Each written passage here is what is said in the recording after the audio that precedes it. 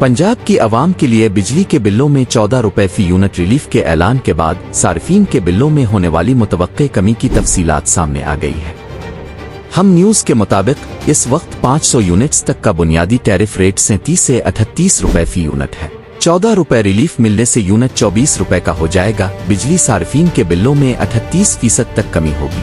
18,551 रुपए बिल अदा करने वाले को अब 11,495 रुपए अदा करने पड़ेंगे। बिजली की कीमतों में कमी के बाद बिजली के टैरिफ और टैक्स में भी वाज़े कमी होगी। लेस्को के सार्फिन की तादाद 65 लाख से जायद है, जिनमें से 49 लाख घरेलू सार्फिन हैं। मौजूदा ऐलान से 48,44,050 सार्फिन को रिलीफ मिलेगा।